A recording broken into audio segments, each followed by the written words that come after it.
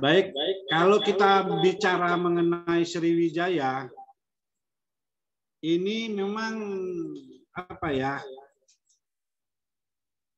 masih belum tahu ya, masih belum tahu Sriwijaya itu kerajaan apa, sebesar apa.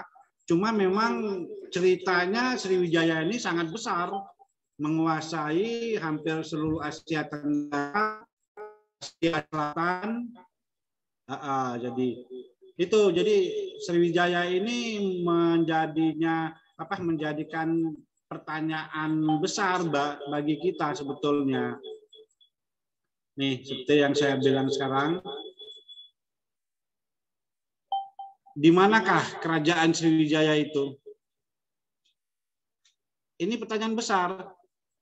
Dari saya dulu masih kecil ya, kebetulan alhamdulillah saya tinggalnya di Palembang. Saya lahir juga di Palembang, walaupun deket-deket Palembang lah. Sekarang mungkin kita bisa bilang saya lahir di Palembang gitu loh. Besar dari sekolah saya udah dikasih tahu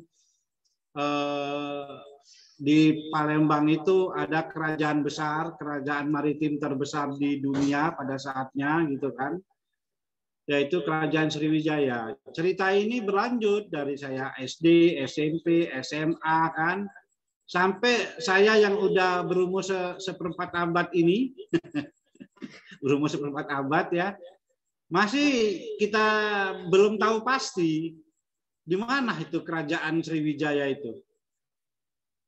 Itulah pertanyaan yang dari dulu, mungkin teman sanak TBH yang lain juga, saya yakin juga bertanya-tanya kan, lokasi Sriwijaya itu di mana sebetulnya gitu. Itu tidak akan ada yang bisa jawab pasti sekarang ini, karena belum adanya penelitian lanjutan dari peneliti zaman dulu sebelumnya gitu. Justru yang ada sekarang ini adalah polemik. Agak sensitif sebetulnya kalau kita bicara Kerajaan Sriwijaya ini ya. Tapi karena memang ini saya anggap forum akademik, ini adalah forumnya tempat kita saling tukar pendapat, kita berdiskusi, saling memberi masukan. Akhirnya saya memberanikan diri lagi. Kita membahas lagi mengenai Kerajaan Sriwijaya, yaitu mulainya dari flyer yang awal ini, di manakah Kerajaan Sriwijaya itu? Itu pertanyaan besar. Akhirnya yang saya dapetin 2 tahun terakhir, ya begini, sejarawan besar kita, budayaan besar kita, tokoh nasional kita, Bapak Babeh kalau kita panggil atau namanya Ridwan Saidi gitu kan, 2 tahun yang lalu sampai membuat pernyataan, mungkin dalam hatinya dia juga dongkol gitu loh.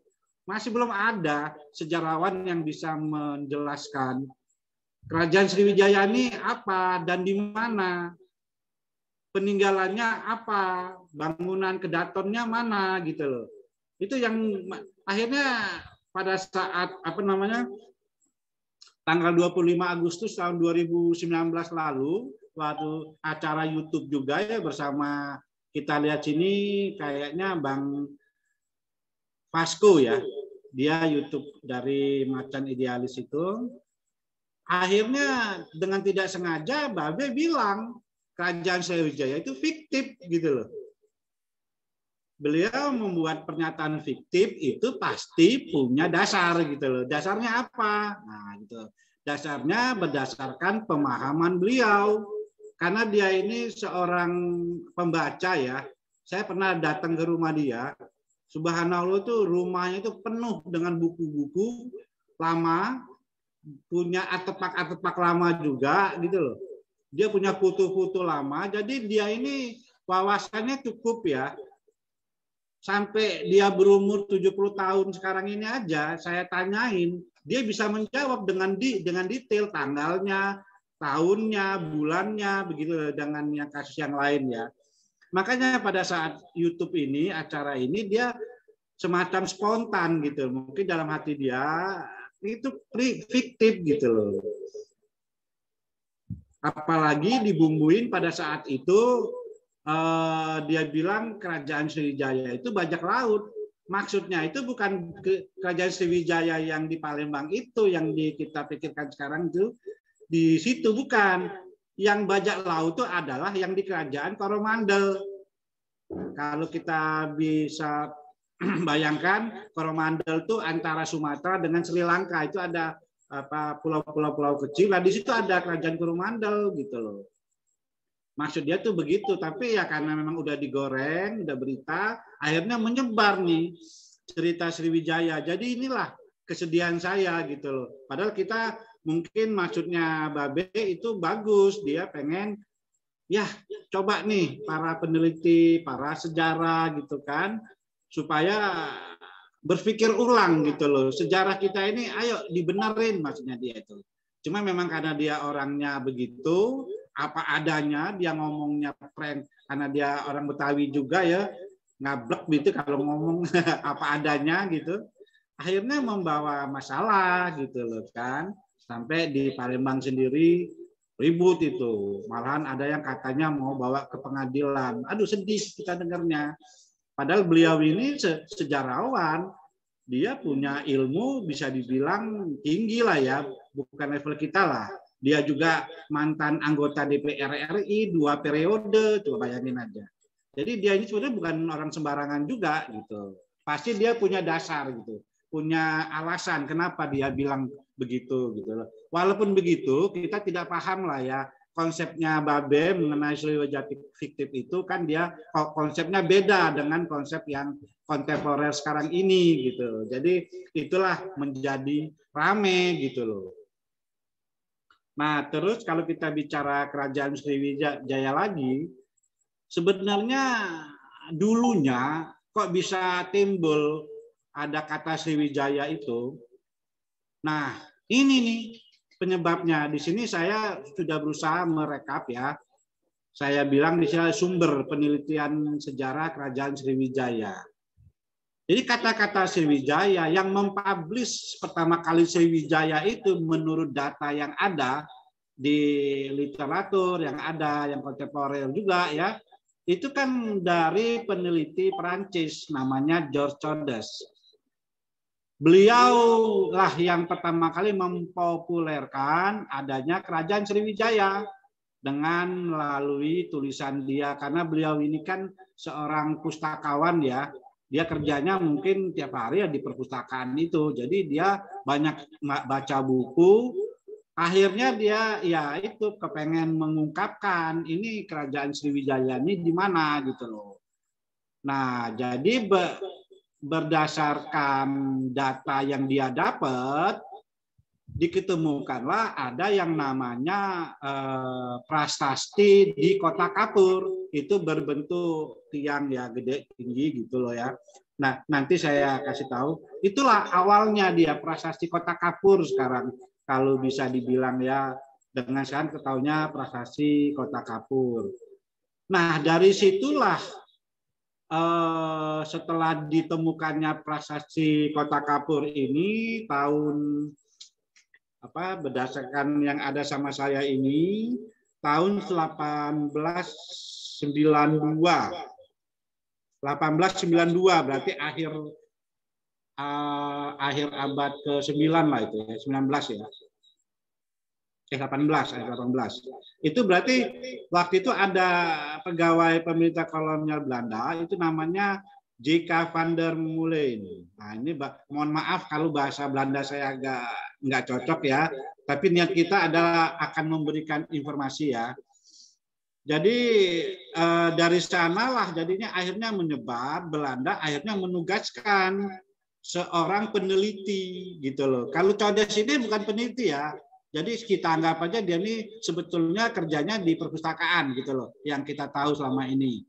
Nah, yang peneliti sebetulnya yang dengan di prasasti Bukit Kapur itu namanya adalah Hendrik Caspar Kern, orang Belanda, Pak. Mungkin ini saya belum nggak tahu pasti ini nggak ada literasi di sini. Jadi Kern itu meneliti itu temuan yang di Kota Kapur itu. Gitu kan, itu kayak tugu gitu tinggi ya, sekitar 1,30 m berapa itu, nanti kalau mau lihat itu banyak ya, tinggal kita searching aja di Google juga ada. Sekarang aslinya itu informasinya ada di Museum Nasional yang di Jakarta, yang atau kita sebut juga Museum Gajah gitu loh ya. Ada di situ sekarang, dipamerkan itu museum itu. Saya pernah lihat dulu, cuma terakhir kemarin saya mau melihat lagi ke sana, ditutup karena katanya sekarang lagi PPKM. Akhirnya itu ditutup, sudah setahunan lebih katanya. Saya tanya kapan bukanya Museum Nasional? Jawaban yang penjaga ya, satpamnya ya, belum tahu dia. Katanya kemungkinan ya habis selesai PPKN selesai ya museum dibuka lagi, begitu infonya. Jadi belum ada kejelasan. Saya waktu itu mau konfirmasi, mau lihat ulang lagi itu prasasti Kota Kapur itu. Nah, balik lagi tadi dengan Kern ini ya, Profesor Kern peneliti ini, dia meneliti sejak tahun 902 itu dia udah meneliti. Akhirnya dia menulis naskah. Dari hasil penelitian itu, dia menulis naskah, dia menerjemahkan tulisan yang ada di prasasti itu. Dia itu menjelaskan kalau itu adalah tulisan Palawa, terus berbahasa Melayu kuno, Melayu kuna ya, kalau dulu namanya Melayu kuna. Tapi kalau kita ngomongnya sekarang Melayu kuno gitu kan. Nah, dari situ dia berhasil menerjemahkan, membuat terjemahan gitu loh ya. Terjemahan dan itu sudah disampaikan olehnya dalam buletin dia di sebuah buletin khusus lah ya, para ilmuwan sejarawan pada saat itu akhirnya dia berhasil menerjemahkan kalau itu dibuat pada tahun 686 Masehi, atau kalau di tulisan sana disebutnya 608 Saka. Nah, itu hasil terjemahan beliau itu. Nanti mungkin di bawah akan ada, saya jelasin ya selanjutnya mengenai Bukit Kapur ini. Nah, jadi dari hasil penelitian Kern inilah akhirnya Prof. George Codes ini ngambil kesimpulan gitu loh. Itu katanya kerajaan Sriwijaya gitu, karena itu ada kata-kata, ada Srinya, ada Vijayanya. Nah, nanti saya jelasin di flyer berikutnya ya. Ini di sini hanya saya akan kasih tahu dulu sumber sejarah yang saya dapatin ya, saya survei lah dari beberapa waktu terakhir ini, mulai dari internet, mulai dari buku. Akhirnya saya ada beberapa surveinya begini. Jadi awalnya itu Codes tadi, setelah itu ada juga Mingwin gitu ya, orang Prancis juga ini kayaknya ini. Dia menyimpulkan katanya kerajaan Sriwijaya itu ada di Sungai Musi, di antara Bukit Siguntang sama Sabukingking gitu katanya, begitu kesimpulan pendapat dia. Nah, sejarawan lokal juga begitu, ya benar ada kerajaan Sriwijaya, mungkin dia merefernya ke bukunya si Codes tadi, Codes apa namanya, yang penting intinya dia itu Codes gitu ya. Justru dia bilang katanya kerajaan Sriwijaya itu adanya di Jambi, di Sungai Batanghari. Pastilah dia juga punya pendapat, punya data yang menurut hasil penelitian dia ya. Kita anggap aja oke, iya aja dulu. Jadi, nah terus yang terakhir yang saya bisa kumpulin itu terakhir itu arkeologi dari Universitas Indonesia tahun 2013. Mereka meneliti dan akhirnya mereka juga bilang itu bahwasanya pusat kerajaan Sriwijaya itu adanya di Muaro Jambi, sama dengan Pak Sukmono tadi gitu kayaknya ya. Di Sungai Batanghari juga di dekat Muara Sabak gitu. Nah itu jadi dari beberapa sumber inilah dasarnya orang bilang ya ada kerajaan Sriwijaya. Nanti mungkin di sini kan ada Prof. Manu ya, Prof ya, mungkin tolong dibantu saya nanti mungkin dikasih apa namanya wejangan sedikit lah begitu loh ya. Nanti saya kasih kesempatan untuk menjelaskan mengenai prasasti ini nanti. Kita lanjut aja dulu dengan pemaparan saya mengenai apa namanya Kerajaan Sriwijaya ini. Nah, ini yang tadi saya bilang prasasti Kota Kapur gitu loh ya. Bentuknya ya seperti ini bentuknya. Tinggi gitu kan, bentuknya tinggi. Apa ada sekitar 1 meteran 30-an gitu ya, 1 meter 30 mungkin ya.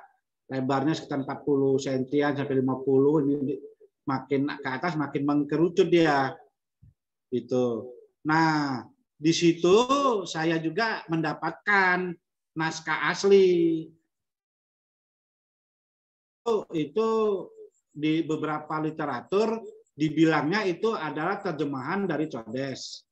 Tapi menurut saya ini juga terjemahan dari tadi yang teliti itu ya, yang udah melihat bentuknya sendiri, udah memegang bentuk apa barangnya ini, prasasti Kota Kapur ini kan. Kalau Codes ini kan dia hanya dihilir aja dia hanya berdasarkan literasi aja kan.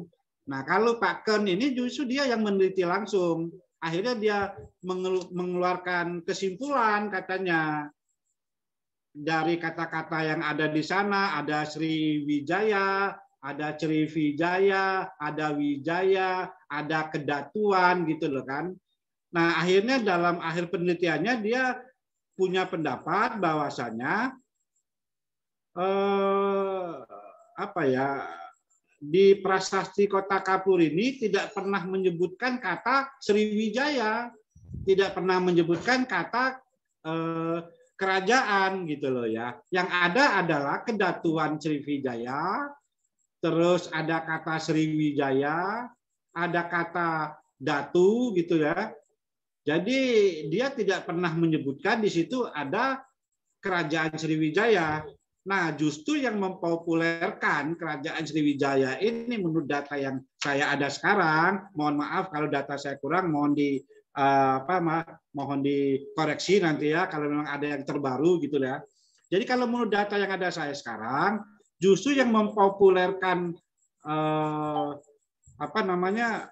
Kerajaan Sriwijaya ini, kita balik lagi ke belakang, namanya Gabriel Ferrand, orang Prancis juga ini. Dia seorang minister plenipotentiaire ya, bahasa Prancis lah itu ya. Yang penting intinya dia itu sarjana lah dalam bidang ini. Nah, dia justru sepaham dengan pemaham dengan Codes ini. Dia malahan di bukunya itu, dia buat buku, silakan di searching aja di Google ya. Dia buat buku gitu loh. Di buku itu dia mulai membuat dramaturgi gitu loh. Kerajaan Sriwijaya bagaimana, ya didramatisir lah gitu loh ya, sama si Gabriel Ferrand ini. Itu berdasarkan dari bukunya Codes juga gitu loh. Akhirnya mengenai Sriwijaya ini jadi rame pada saat itu, mulai dari jurnal-jurnal di Eropa sampai juga itu ke dalam negeri itu, ke Batavia pada saat itu, dan sama masuk juga sama politikus kita gitu ya, kayak Pak Insinyur Soekarno, Pak Muhammad Yamin begitu kan. Ini bagi mereka adalah semacam vitamin gitu loh. Vitamin apa? Ternyata Indonesia yang pada saat itu belum jadi ya, kita sebut dulu pra-Indonesia ini, punya negara yang besar katanya begitu loh kan. Dulunya punya bangsa yang besar gitu. Nah inilah yang dia promosikan kemana-mana ini. Tujuan dia adalah apa? Menyatukan Nusantara. Nusantara kita ini yang kita sekarang jadi Indonesia ini. Nah itu salah satunya dia pakai nih hasil penelitian dari Codes maupun Ferrand ini gitu loh. Itu akhirnya ya alhamdulillah sebetulnya ya. Ada manfaatnya juga. Tapi itu kan pada saat dulu ya, sebelum pra kemerdekaan lah kita sebutkan. Nah, Sesudah sekarang prakemerdekaan, ya ini tugas kita ini gitu loh, tugas kita sebagai anak bangsa untuk kembali lagi mempelajari lagi dasar-dasar timbulnya Kerajaan Sriwijaya ini, karena udah puluhan sarjana, udah puluhan dokter, ada puluhan profesor yang sudah meneliti mencari di mana lokasi sebenarnya Kerajaan Sriwijaya ini. Tidak ada yang bisa membuat keputusan pasti, semuanya ngambang. Semuanya belum tahu. Yang ada sekarang adalah adanya beberapa dari prasasti-prasasti yang jumlahnya ada 20-an lah, 22 atau 23 yang ada di Palembang itu tersebar memang prasasti itu, mulai prasasti Kedukan Bukit, prasasti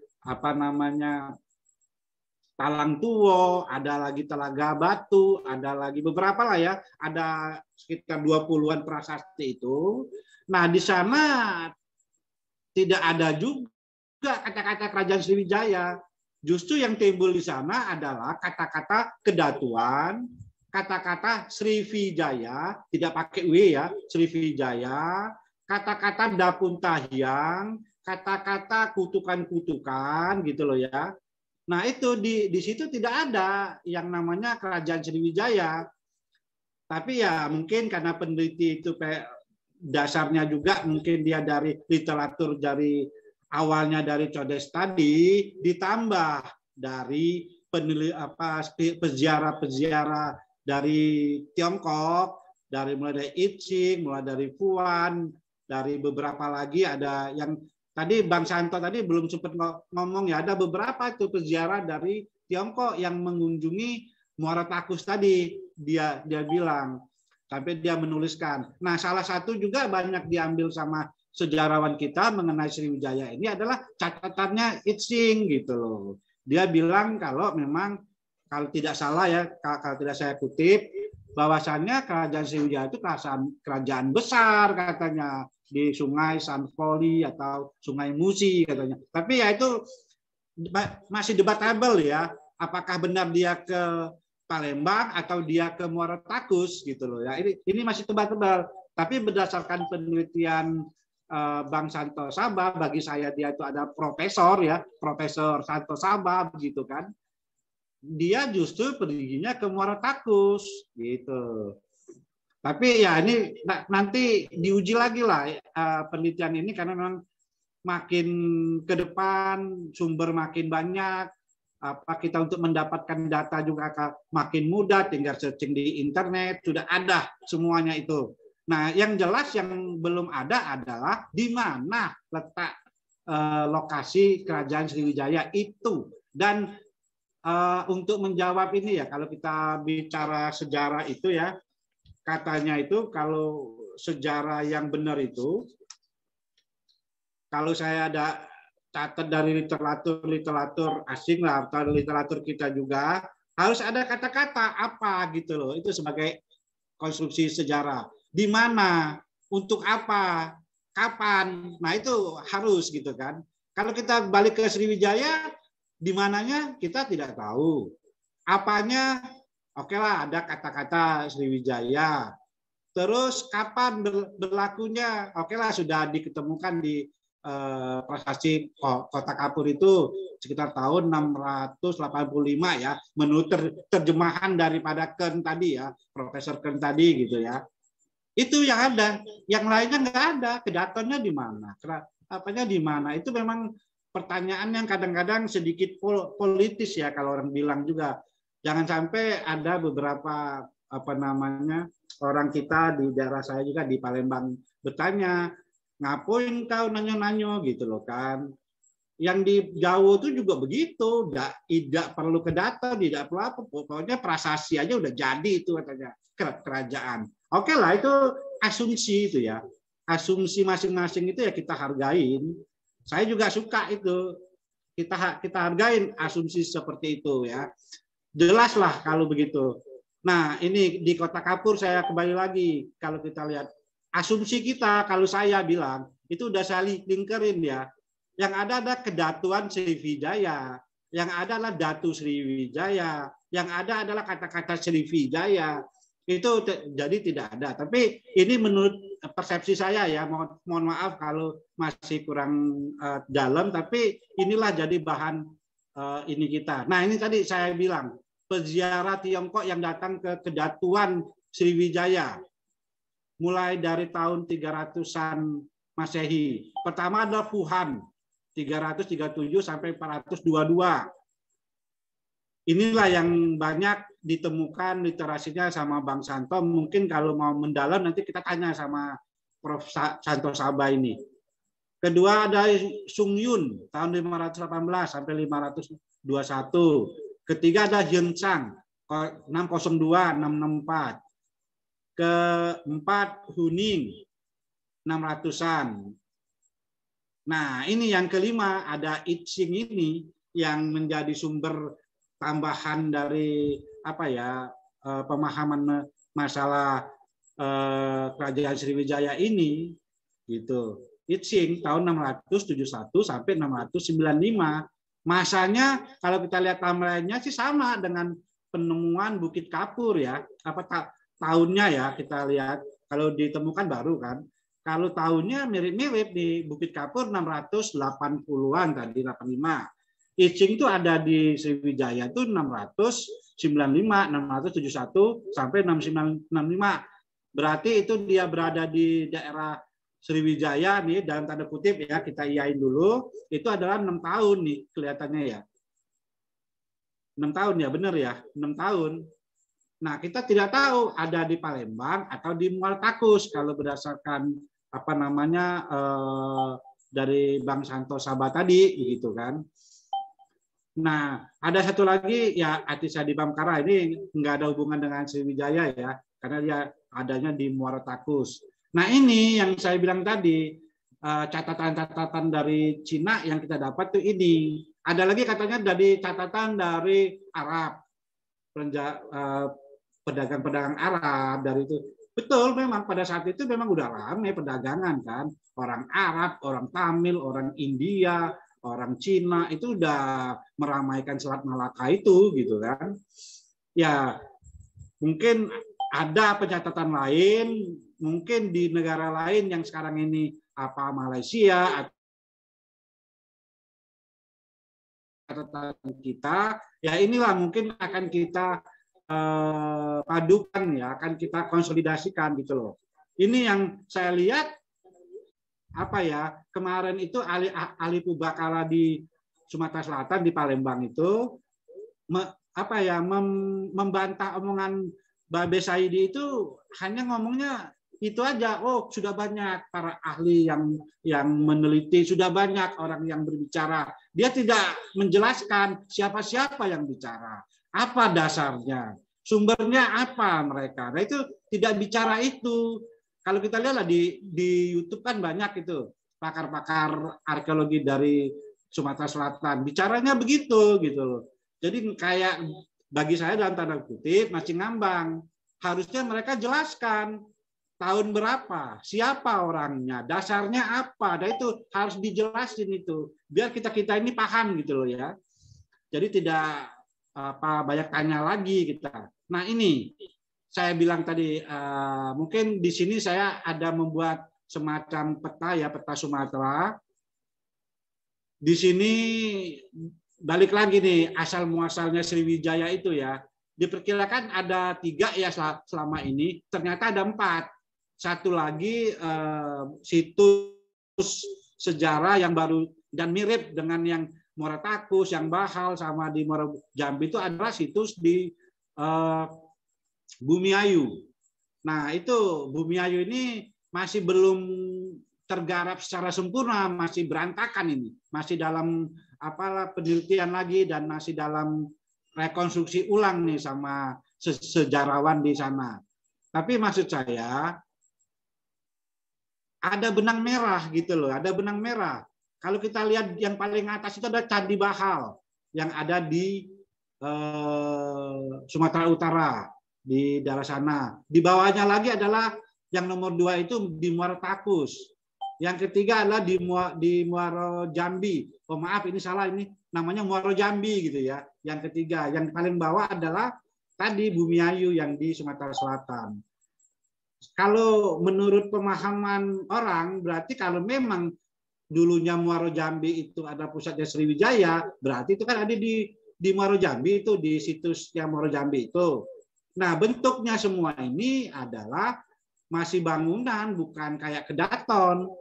Ini semacam sekolah, tempat pembelajaran. Tadi yang Bang Santo bilang, Darmik tadi, Dharma, gitu loh.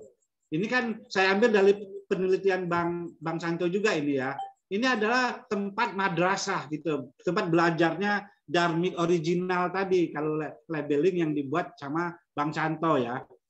Nah, itu ada 4 tempat, dan ini kalau saya lihat semuanya letaknya ada di dataran agak rendah, bukan dataran rendah banget, agak rendah, tapi dia dialirin sungai. Semua sungainya mengarahnya ke Malaka. Yang saya tebelin itu ya, itu kan Selat Malaka itu. Jalur mereka tuh di sini. Nah, yang di sebelah kanan itu ada Prasasti Kota Kapur. Nah, di sinilah yang di timur Prasasti Kota Kapur itu. Jadi memang benar-benar Prasasti Kota Kapur itu kayak menghadap ke muaranya Sungai Musi begitu. Nah, muara Sungai Musi ya tadi berdasarkan penelitiannya Bang Santo tadi katanya itu adalah marlapasnya Dapung Tahyang, apa yang disebutnya adalah perjalanan suci daripada Dapung Tahyang ini. Nah, dia berhenti di sini membuat tugu peringatan, baru dia masuk ke Sungai Musi. Masuk dia ke dalam gitu. Baru masuk ke dalam ya. Itu menurut pemahaman saya. Nah, dengan orang sering membaca sering membicarakan mengenai Kerajaan Sriwijaya ini, akhirnya di Palembang itu sebetulnya ada yang namanya Kesultanan Darussalam Palembang. Nah, ini real ini. Ini apa ya? Kerajaan yang real gitu loh. Dia real. Peninggalannya banyak. Ada Benteng Kuto Besar. Ada istananya dia ada. Ini istana Sultan. Apalagi di sini dia juga membangun Masjid Agung Palembang. Ini yang paling besar lah yang kita lihat kasat mata peninggalan dari Kesultanan Palembang. Nah, akhirnya yang saya pahamin sekarang cerita mengenai Kesultanan Palembang ketutup sama cerita masalah Kerajaan Sriwijaya yang tidak jelas gitu loh, yang apalagi si Babe bilang fiktif tadi ya. Mohon maaf saya hanya tadi untuk membandingkan aja, mengumpamakan saja itu. Nah, justru Kesultanan Palembang ini kaya dia, kaya betul.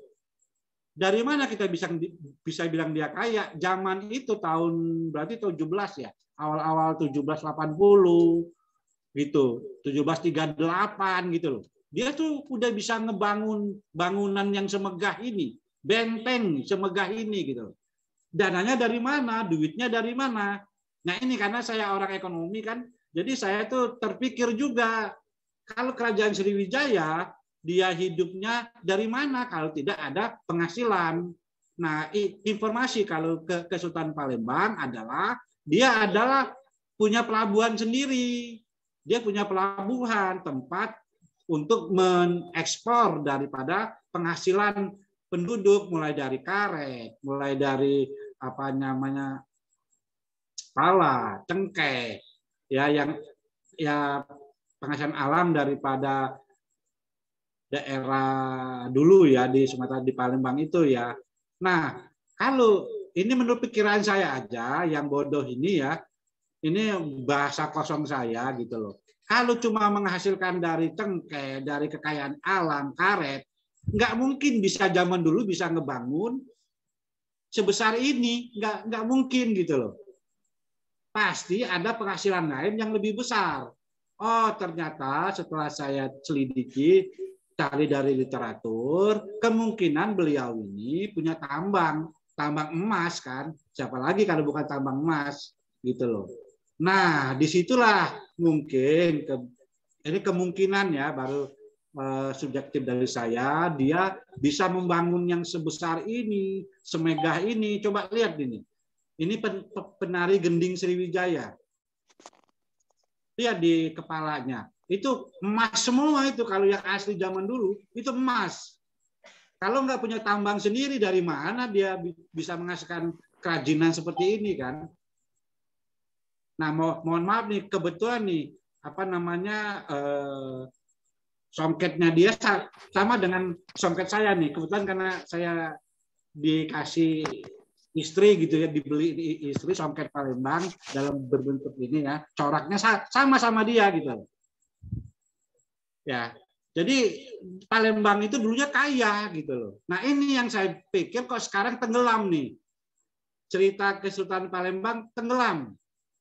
Tidak mencuat ke nasional atau apalagi ke dunia. Hanya ada lokalan di Palembang aja dia. Mungkin baru-baru ini aja ada Banda Sultan Mahmud Badarudin ya. Karena dia Sultan pertama Palembang itu. Yang ngebangun benteng tadi, yang benteng Kuto Besar, Masjid Agung, membangun istana ya. Sultan Mahmud Badarudin pertama. Nah itu yang bandara di Palembang itu. Dan itu baru itu. Kalau dulunya nggak ada tuh saya kedengeran ya bicara masalah Kesultanan Palembang.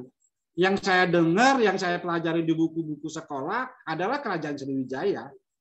Yang kalau saya keluar kelas, saya lihat di mana posisinya ya nggak ada.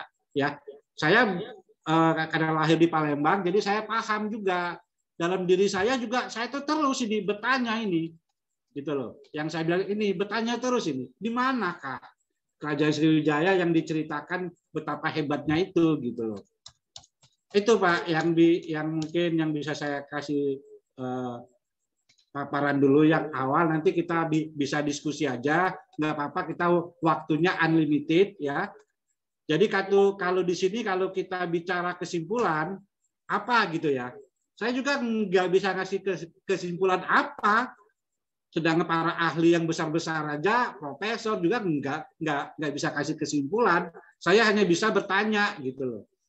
Bingung saya kalau saya mau ngasih kesimpulan. Mohon maaf ya Prof Manu ya, Sanat TBH yang lain. Saya di sini hanya bisa memaparkan gitu, memaparkan rangkuman dari apa yang saya dapat. Nggak bisa juga saya menjawab pertanyaan saya tadi, nggak bisa saya.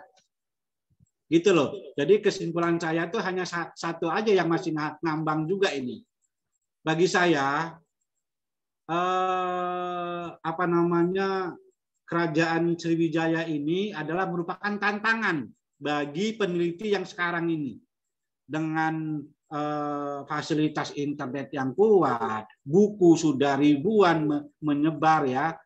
Bagi saya tantangan bagi peneliti-peneliti kita sekarang. Karena sejarah Sriwijaya ini kan sangat seksi nih untuk dibicarakan, gitu loh kan. Ini tantangan untuk para sejarawan. Saya mohon, bukan saya menggurui, saya minta maaf, tidak. Saya hanya untuk mengajak kita aja, karena kita sekarang, kami dari Throwback History ini sudah mulai belajar berpikir gimana membangun sejarah itu, begitu kan. Karena bagi kita, bagi saya pribadi juga, dunia ini kan terus berubah. Terus berubah, tidak akan statis dunia ini. Nah, tugas kita lah untuk membentuk fakta-fakta yang baru. Kronologi dari masa lalu, kita ambil benang merahnya, benang tintanya, emasnya, orang bilang itu. Adalah tantangan dari sejarawan kita masa kini untuk memberikan kepastian. Kalau bagi saya kadang-kadang begini, dalam hati saya ya kalau memang tidak ada Kerajaan Sriwijaya, ya udah kita relakan gitu loh ya. Tapi kalau memang ada, temukan, dapatkan. Ini karena ini kerajaan besar ini, bukan kerajaan kecil. Sampai ke kerajaan Majapahit yang di Jawa aja kalah. Tahunnya juga duluan Sriwijaya gitu loh. Ayo, saya kembali lagi mengakhiri kata, mohon maaf kalau ada kata-kata saya yang salah dalam presentasi ini, tapi niatan saya adalah untuk berusaha membantu meluruskan sejarah yang selama ini tadi Bang Profesor Santo Saba bilang tadi, banyak yang dibengkokkan sama peneliti kolonial gitu ya, peneliti yang pasti dia mempunyai tujuan tertentu untuk kebesaran dari leluhur kita. Baik, itu aja untuk paparan pertama. Silakan nanti kita buka seksi tanya jawab ya untuk memperdalam lagi. Tadi nanti kalau saya tidak bisa menjawab, nanti mungkin saya minta mohon bantuan dari Prof. Manu Jaya Atmaja yang juga hadir pada hari ini. Prof. Mungkin Manu udah keluar dia, Pak. Sudah keluar? Prof. Manu izin dia jemput jenazah bulenya dari Jakarta. Oh, udah pamit dia tadi. Oke. Berarti kita paskan aja ya. Mungkin siapa aja nanti bisa menambahkan, waktunya akan saya siapkan gitu loh. Tapi ya kita aturan ya, ngantri gitu loh ya. Nanti saya pandu siapa yang duluan mau menambahkan atau siapa yang mau berbicara. Silakan raise hand biar saya juga tahu oh ada yang berbicara. Itu saja pemaparan dari saya. Selanjutnya mungkin ada Bang Santos, ada yang mau ungkapin sedikit sebelum kita buka tanya jawab? Ya, saya harus presentasi tentang Moratakos nih biar lengkap. Tadi yang saya katakan itu Dharmic original itu bukan ajaran yang terlahir di India, tapi mendasari lahirnya 3 ajaran di India. Itu dipelajari di Moratakos. Ada universitas besar yang bernama Dharmapala dan bercabang di Nalanda. Dan di Nalanda itu ada stupa Sariputra, ada stupa namanya Sariputra, dan Sariputra itu kelahiran adalah di area Moratakos, di desa Moratakos, desa Panisan, air terjun Panisan. Itu dia Sariputra itu berasal dari situ, termasuk diantaranya Dharmapala, Dharmadasa, kemudian Sanjaya Delaputra. Jadi nama-nama itu boleh di-searching ya, tapi jarang di Google itu nggak ada. Kalau mau cari itu di linknya www.wisdomlib. Jadi ketik aja yang tadi saya sebutkan, Sariputra, Dharmapala, Dharmadasa, kemudian ketik Dharma, Dharmik, itu nanti akan muncul siapa pembawa-pembawanya. Nah itu akan menjelaskan bahwa mereka adalah leluhur kita. Saya mulai dari pintu masuk ya. Pintu masuk itu kalau kita masuk dari arah pintu utama, itu di sebelah kiri itu ada tempat talago suci, yaitu tempat pengambilan air suci saat para Brahmanism ingin melakukan ritual di sana. Jadi kompleks Muara Takus itu ada benteng Tanggul Tanah Kuno yang kalau kita berjalan di atasnya itu 6 km panjangnya dan luas sekali. Benteng Tanggul Tanah Kuno yang bentuknya itu trapesium segitiga gini, di atasnya itu ada tanah datar. Nah itu bisa dilalui orang. Zaman terdahulu itu di kanan kirinya itu pohon bambu kuning. Itu mengelilingi yang disebut kota suci. Jadi kota suci itulah yang disebut kota suci.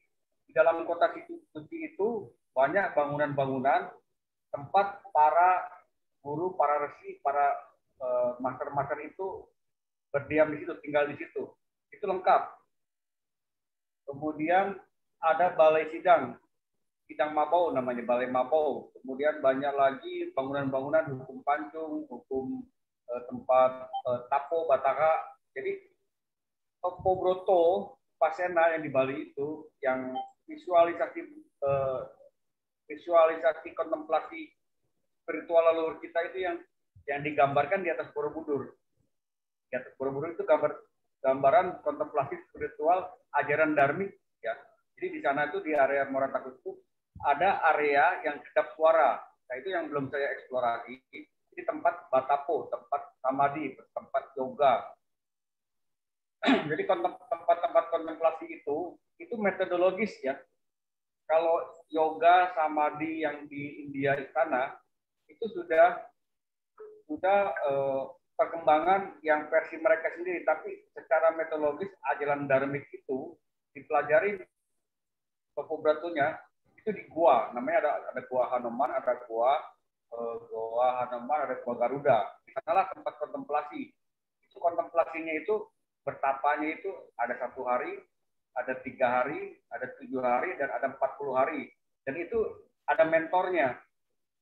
Ada mentornya, ada yang melayaninya. Satu orang pelayan melayani minimal 3 orang untuk dia kasih makannya. Kemudian dari beberapa murid Brahmanism itu ada mentornya. Di antaranya adalah Datuk Garugo yang nama goanya itu.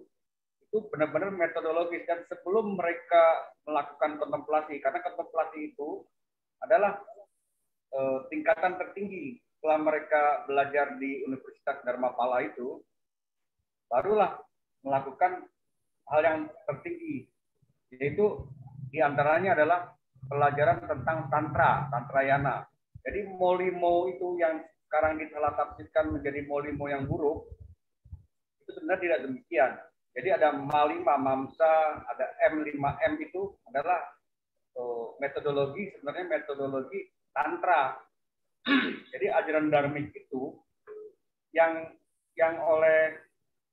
oleh Atisa Dipamkara saat dia belajar kepada Swarna Dwipa Dharma Kirti, itu dia mempelajari teknik Tantra itu, Tantrayana itu.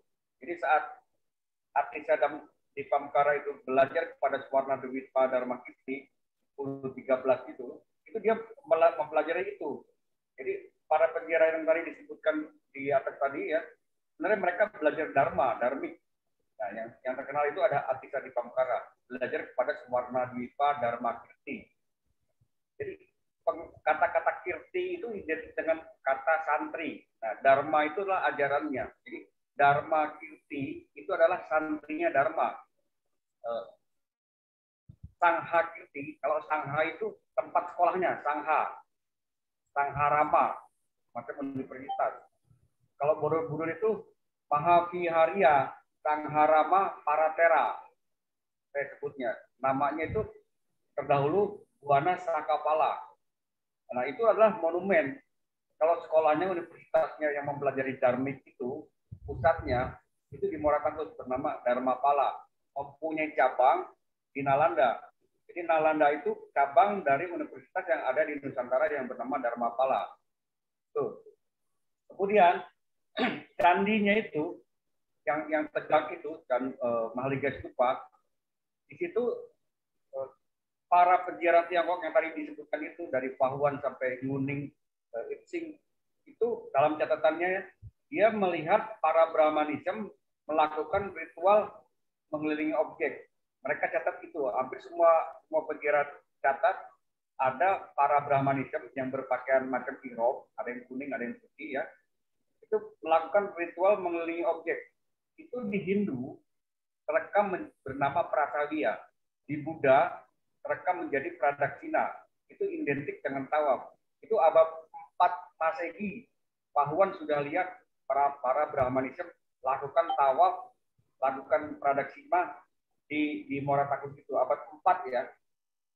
Sebelum Islam masuk ke Kedatuan, sebelum Islam masuk ke Nusantara, para peziarah Tiongkok itu lihat dan catat yang disebutnya Sangharama, kemudian ritual mengelilingi objek, kemudian ada Pahuan juga catat para Brahmanism itu kumpul di area yang besar, di area kota suci itu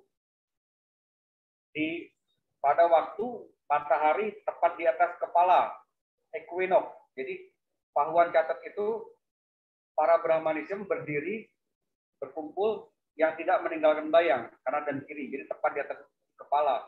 Itulah equinox. Itu jelas-jelas Pahuan catat itu. Jadi ajaran Dharmik itu yang saya katakan tadi mendasari lahirnya 3 ajaran di India sana, itu sudah dipelajari di Nusantara. Dan ajarannya itu terekam di Borobudur bernama Dharma. Dharmik original saya sebutnya. Dan sampai saat ini terekam sempurna di Bali. Jadi inilah yang perlu diklarifikasi, dikoreksi pencatatan sejarah kita terhadap situs-situs ya. Jadi situs-situs di Nusantara itu tidak berdasar pada ajaran yang terlahir di India. Tapi ajaran yang tergambar di situs-situs Nusantara itulah yang mendasari lahirnya 3 ajaran di India sana, yaitu Dharma, Dharmik, original saya sebutnya. Nah, tadi adalah ritualnya. Saya cerita sedikit tentang ritual-ritual dharmik ya. Nanti lebih jauhnya bagaimana kitabnya segala macam, yang jelas dharmik itu sudah berkonsep kepada satu Tuhan. Itu yang terekam di Jawa itu yang widiwase. Yang di widiwase itu di Bali ya.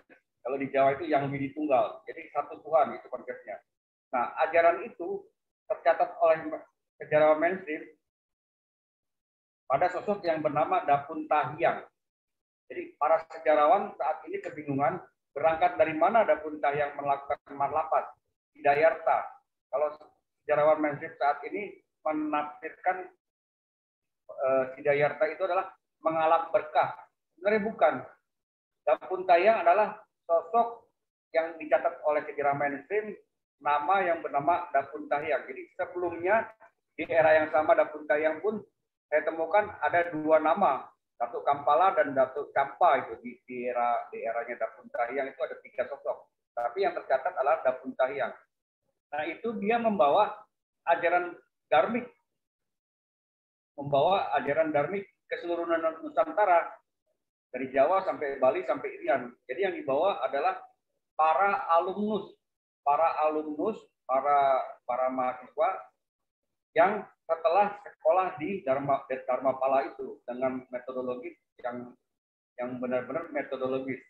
Jadi nama-nama Dharmapala, Dharmadasa itu adalah master-master yang keluar Nusantara membawa dharmik diantaranya ke tanah India itu. Dharmapala, Dharmadasa 700 SM ya. 700 SM. Jadi jelas sebelum kelahiran Yang Mulia Siddhartha Gautama. 700 SM itu yang saya dapatkan tahun itu. Saya yakin ada lagi tokoh-tokoh di jauh sebelum itu. Jadi sebelum Dharmadasa itu 700 SM, saya yakin ada. Cuma kita nggak ada dokumen validnya. Saya yakin ada di Leiden sana. Itu yang saya pahami. Kemudian kaitannya dengan Sriwijaya. Jadi Dapun Tahyang melakukan perjalanan membawa alumnus, dia juga membawa putra-putrinya. Di antaranya adalah Putri Minangmasa. Putri Minangmasa itu ke Palembang, membawa juga anak yang bernama Sriwijaya Nasa. Disitulah baru terpublikasi kata-kata Sriwijaya. Jadi Sriwijaya itu bermula dari anaknya Putri Minangmasa yang bernama Sriwijaya Nasa, itu anaknya Dapun Tahyang, membuat kerajaan atau kesultanan yang setelah kesininya yang tadi disebutkan oleh Bang Sultan itu, ada diantaranya adalah Kesultanan Palembang, itu setelah abad-abad ke-10-nya. Jadi awal-awalnya itu adalah Sriwijaya Nasa. Mulai saat itulah terpublikasi kata-kata Sriwijaya ya. Kemudian di Kedatuan yang tadi saya sebutkan di area Muaratakus itu tidak bernama Sriwijaya. Nama saat sebelum Islam masuk abad 7 ya, abad 7 tahun 27 itu Islam masuk ke Kedatuan. Itu bernama Indo-Dunia. Ini saya dapatkan kata-kata Indo-Dunia ini dari dialog saya, dari eksplorasi saya, baik ketatanan adat maupun dialog dengan tetua-tetua adat di sana, namanya bernama Indo-Dunia. Jadi banyak penamaan-penamaan, terutama menjadikan ada yang di era pra-Islam disebutnya. Para datuk itu lebih detail lagi nanti saya jelaskan dengan bertanya ya. Para datuk itu disebutnya Sanghyang Datuk disebutnya. Nah, orang yang pertama kali berislam di Kadatuan itu bernama Sanghyang Datuk Indra Brahman. Orang yang pertama kali berislam. Bukan berarti sebelum Islam mereka Hindu-Buddha, bukan. Tapi mereka menganut ajaran Dharma, Dharmik. Tatnya Kadatuan yang kemudian hari bernama Sriwijaya, terkenal di Sriwijaya, itu awal berislamnya orang bernama Sanghyang Datuk Indra Brahman. Jadi matrilineal itu berinduk kepada ibu sampai saat ini masih dipakai di adat-adat di Sumatera. Itu bersumber dari kadatuan sebenarnya, para datu.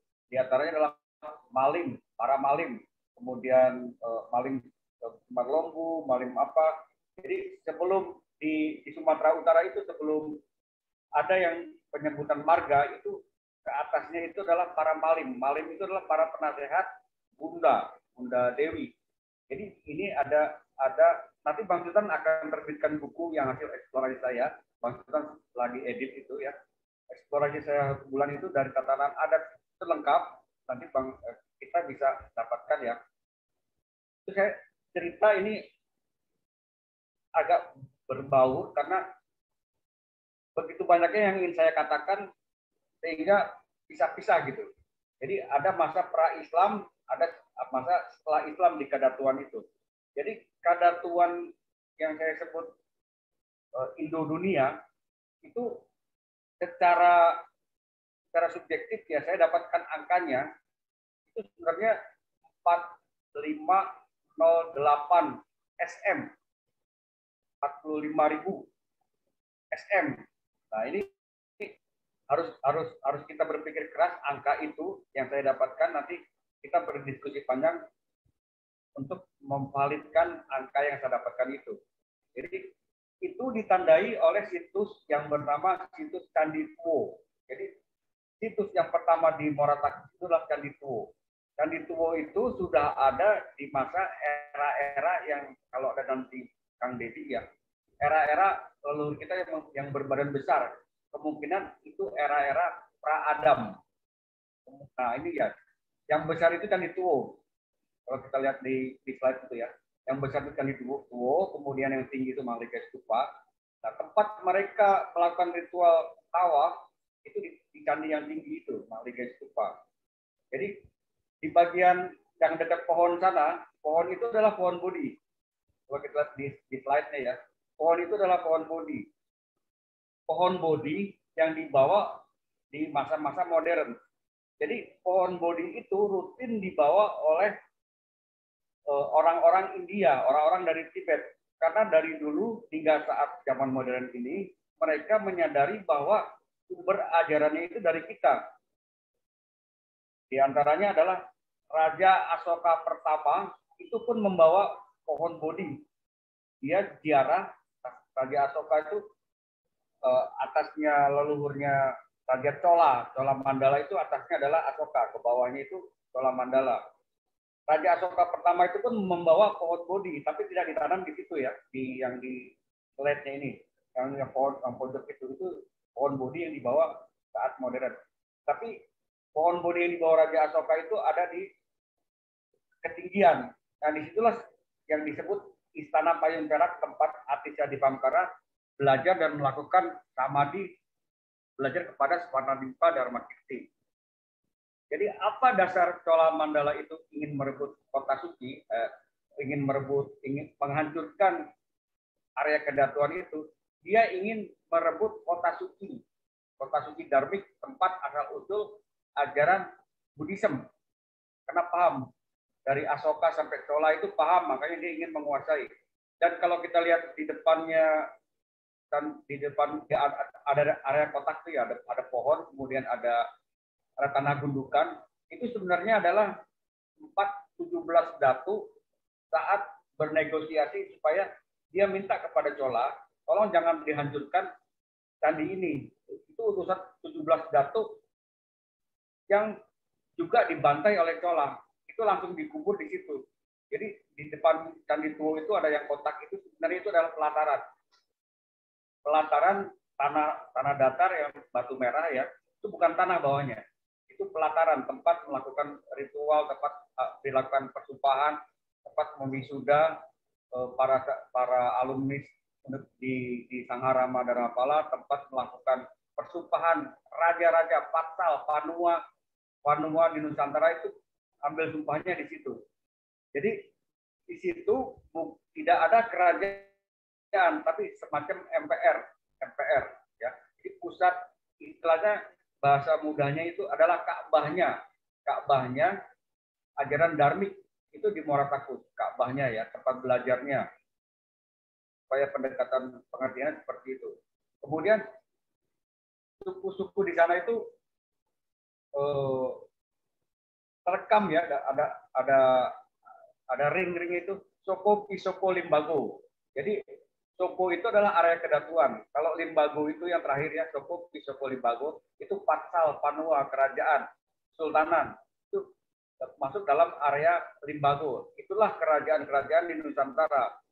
Di antaranya adalah Palembang tadi.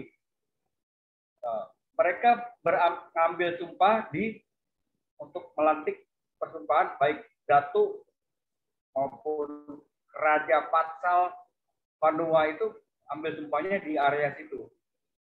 Kemudian kaitannya dengan prasasti. Jadi prasasti yang Talangtuh, prasasti Batu Kapur itu dibuat di area setempat sebagai pengingat bahwa tidak boleh lari dari ajaran dharmik original itu ya, dari Dharma itu yang saya sebut dharmik original itu bukan Hindu, bukan Buddha, dan bukan juga animisme. Sampai seperti itu dulu ya, karena saya banyak yang harus saya ceritakan sehingga susah saya mau ngambil dari mananya karena keterbatasan waktu. Silakan Bang Sultan aja dipandu supaya lebih kena. Baik, Prof. Untuk sesi selanjutnya kita buka untuk sesi tanya jawab ya. Silakan kalau ada yang mau bertanya, angkat resennya ya biar saya tahu ya. Bang Dino Artaba mana nih? Tadi kayak dia mau nanya nih. Bang Dino? Siap. Saya mau nanya. Ya Pak Sultan. Apa yang mau ditanya nih, Bang Dino? Saya bukan mau bertanya, hanya pengen menguatkan aja. Oke, silakan. Apa yang Pak Sultan sampaikan. Nggak apa-apa ya, saya di jalan ya. Tapi kalau sinyalnya putus-putus nanti diperjelas. Jadi Pak Sultan, apa yang Pak Sultan sampaikan tadi, kebetulan saya Zuriat Ki Agus kalau di Palembang tuh. Karena Kesultanan Palembang itu dulu dibunuh semuanya sampai habis. Kemudian adalah Bonrowoso yang sebagai raja pengganti. Tapi karena beliau khawatir dengan anak keturunannya nanti akan sengsara dengan akibatnya menjadi penerus kerajaan Sriwijaya itu, diserahkanlah kepada sepupu dari Sultan yang dibunuh tadi. Satu keluarga itu dibunuh. Yang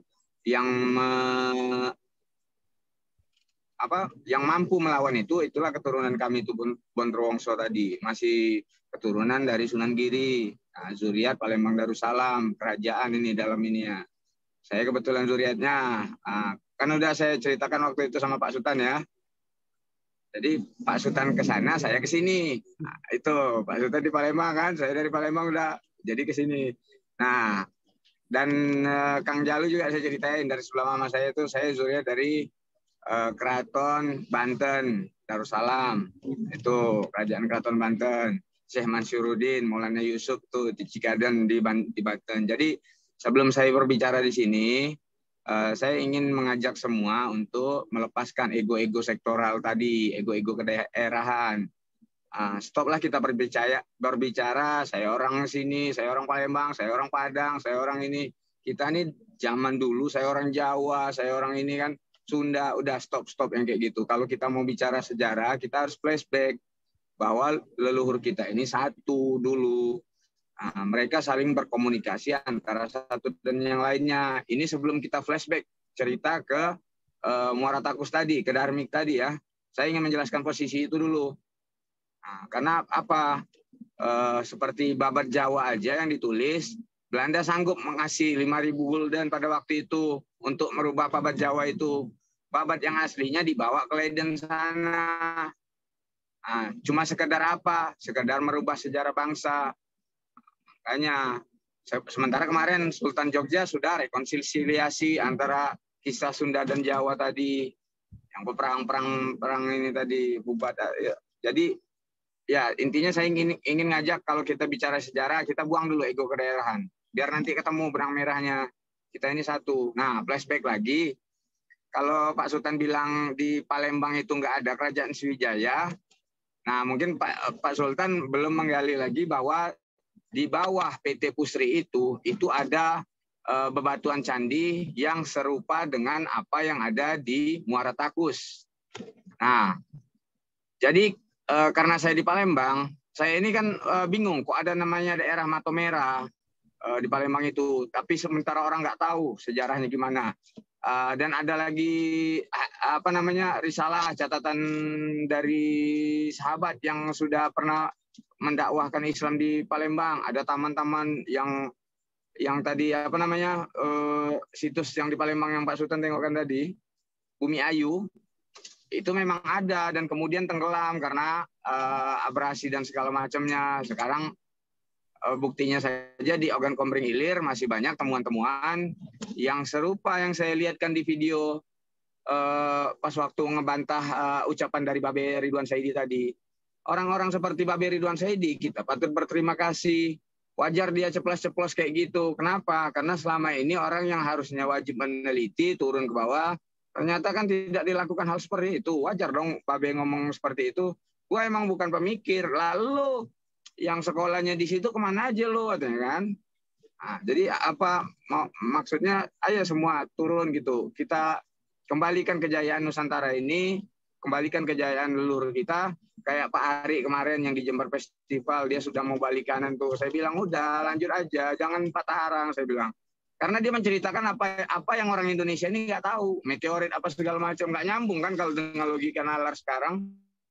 Nah, ketika kita berbicara itu kita harus flashback. Nah itu di Palembang setelah saya bertemu dengan Pak Latif, 3 video buat untuk membuktikan apa namanya bahwa apa yang dikatakan Babe itu supaya ada rangsangan bagi peneliti lainnya gitu. Nah saya mau ya Pak. Maaf saya potong sebentar ya. Mungkin sebaiknya Bang Tino kalau tidak ada urusan yang penting berhenti sebentar aja biar saya khawatir itu sambil ngomong sambil jalan itu Bang. Itu Bang. Iya. Enggak. Santai. Saya driver profesional ini Pak. Jadi gini. Hati-hati. Kita flashback lagi ya sebelum kita runut nanti ke sana ya. Jadi kalau bicara sejarah ini kan kita harus fokus gitu dari arah mana, apple to apple. Nah, jadi nanti ada eranya kesultanan, ada era ini. Nah, sebelum kita flashback ke sana, kita balik lagi itu tadi. Jadi ketika Babe berbicara seperti itu, saya buatkanlah video bantah ini bukti Sriwijaya fiktif. Nah, itulah dengan bukti-bukti yang ada di Pak Latif itu antara keterkaitannya nanti ada tuh ke Kampuchea, namanya sekarang jadi Kamboja. Kenapa namanya jadi Kampuchea, kemudian berubah jadi Kamboja? Di apa namanya selasannya Vietnam sana ada yang namanya Champa, ada daerah yang bernama Champa. Itu bukan suatu hal yang kebetulan, tapi memang ada keterkaitan. Di Perak Malaysia sana ada daerah yang namanya Kampar. Nah, kita flashback lagi. Video yang saya buat itu kalau ditonton nanti orang tuh paham. Tapi itu saya bilang harus dibuang ego tadi karena semua ada runutannya. Bukan berarti di daerah saudara-saudara yang ada di sini bukan tidak ada kerajaan. Ada, Indonesia ini ada kerajaan. Nah, yang artefak yang batu kapur tadi apa segala macam yang tingginya 3 meter di Palembang sana itu disebutkan bahwa ada sumpah kedatuan di situ. Sriwijaya kan Srivisaya ada di Filipina sana namanya suku Visaya yang sampai hari ini suku itu tetap menganggap Sriwijaya itu ada karena zaman dulu itu kan ketika tihta itu harus dijalankan sampai nanti ada tihta selanjutnya untuk menarik mundur pasukan. Masih ada, Bang Zul tahu tuh suku Visaya nama sukunya itu menjaga perbatasan terluar. Nah, nanti kita nyambung ke Kalimantan. Nah, flashback lagi ke Dapuntah yang tadi.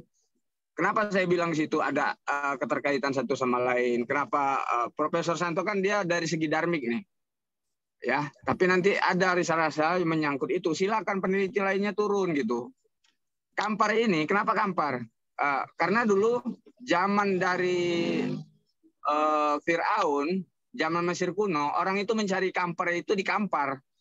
Namanya Kamper, batu Kamper, Barus. Nah, itu daerah Barus di Sumatera Utara. Antara gambar yang Pak Sultan perlihatkan tadi, di situ ada satu garis lurus kan Pak, dari atas ke bawah. Kenapa? Karena dari Medan dahulu kala ke Riau ini orang bisa naik perahu, Pak, dari sungai diakses. Begitu juga dengan Muaro Jambi. Nah, itu Pak. Ke Muaro Jambi. Orang dari Pekanbaru ini ke Muaro Jambi itu naik kapal, naik perahu. Nah, dari Muaro Jambi ke Palembang itu bisa diakses juga naik perahu. Nah, saya bilang kalau raja-raja dia mau buat kerajaan itu bukan sembarangan. Oh, ini asal ada tempat kosong, lahan kosong, bukan kayak sekarang ngapling-ngapling tanah gitu, bukan. Harus ada pemenuhan 5 unsur. Yaitu tadi unsurnya apa? Air, bumi, tanah kan, api, logam, udara. Nah, daerah-daerah yang memenuhi unsur itulah tuh yang bisa dibangun menjadi sebuah kerajaan. Nah, di mana? Ya itulah adanya Borobudur, adanya Prambanan. Coba lihat di situ, pasti ada unsur, 5 unsur tadi. Nah, saya bilang kenapa?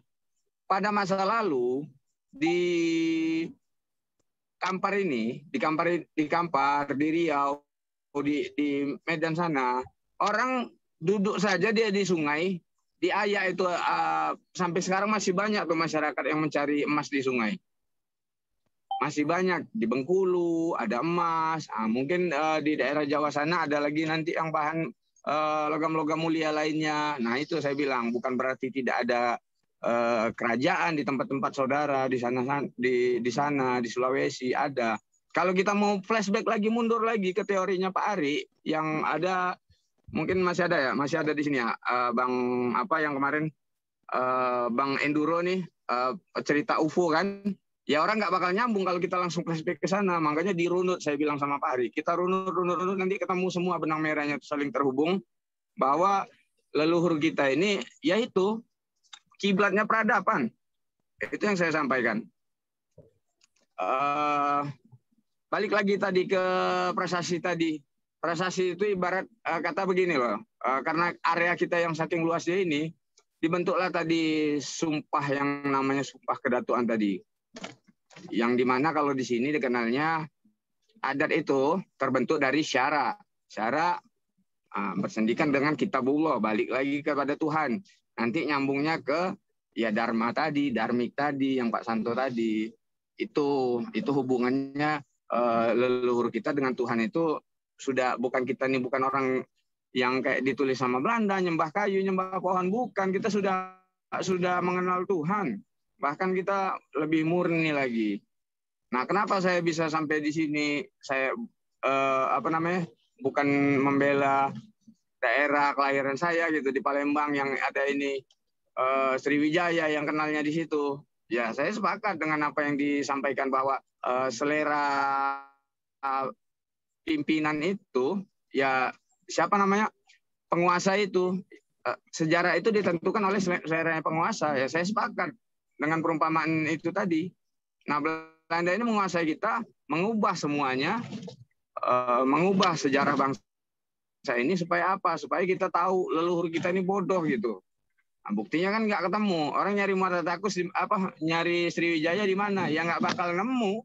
Karena Sriwijaya itu sejatinya ya kedatuan, bukan kerajaan. Orang berpikir kerajaan pasti berpikirnya tentang materi kan, harta rampasan perang apa segala macam.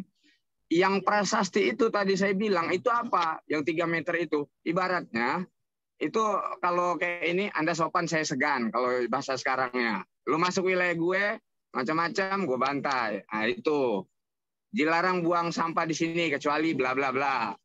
Ya kayak gitulah istilahnya. Nah di situ ada sumpah. Sandi ya ntar ya. Ya. Ke atas tidak berpucuk, ke bawah tidak berakar, tengah-tengah hancur oleh kumbang. Itu bahasanya kalau bahasa kedatuannya tuh. Jadi barang siapa pemimpin suatu kerajaan yang tidak ikut dengan kaidah keesaan Tuhan, maka dia akan hancur dengan sendirinya. Itu sumpah kedatuan tadi, Pak. Oke. Balik ke Terima kasih. prasasti tadi. Oke, Pak. Dino, terima kasih ya, walaupun sambil nyetir ya. Bukannya Bang Tino yang khawatir, saya yang khawatir, Bang. Enggak, ini santai nih, Pak. Kalau nggak ada yang tanya, saya mau jelasin candi, Bang Sultan. Iya. Candinya ya. Sekarang habis ini mungkin ya tadi karena nggak ada yang bertanya, silakan Bang Prof Santo. Kita kasih lihat gambar candinya. Oke, nanti ya sebentar ya. Coba. Nah, yang gede nih, nah ya ini. Jadi teman-teman ya, yang besar ini namanya Candi Tuwo. Candi Tuwo ini yang besar nih.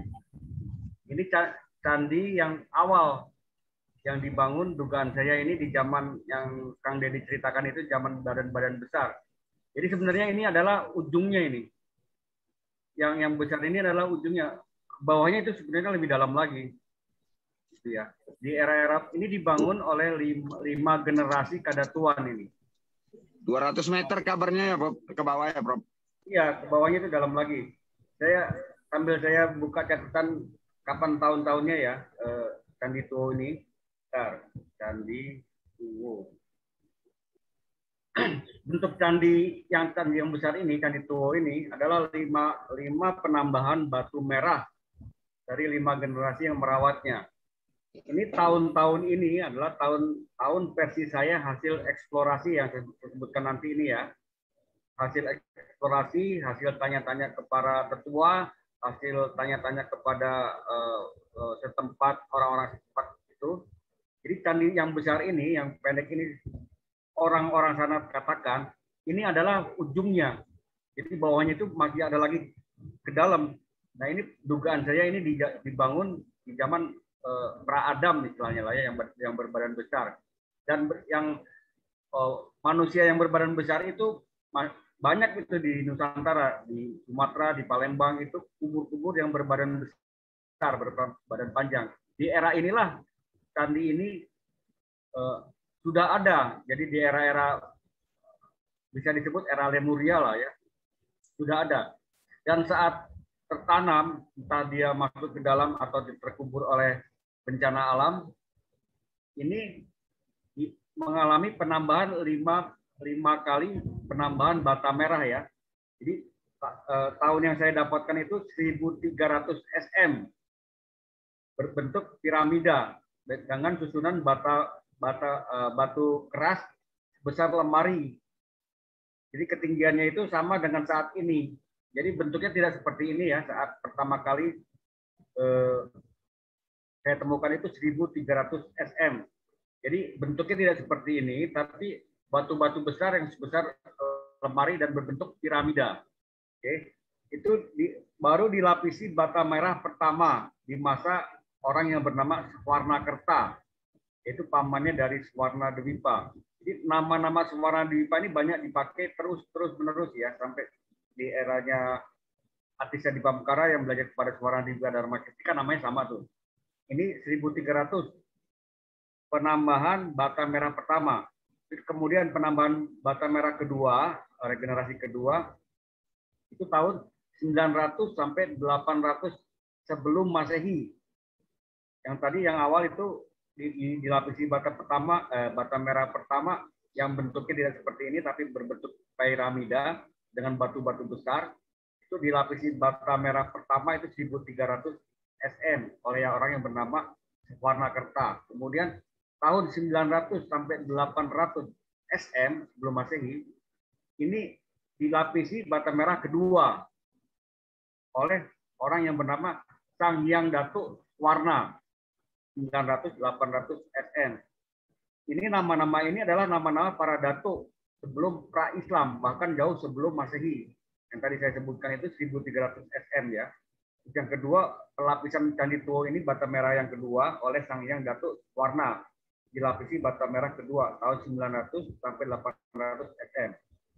Kemudian di masa pelapisan ketiga, bata merah ketiga itu 610 sm sampai 520 sm oleh tokohnya yang bernama Suwarnadwipa Dharmakirti. Jadi nama ini berulang-ulang nih.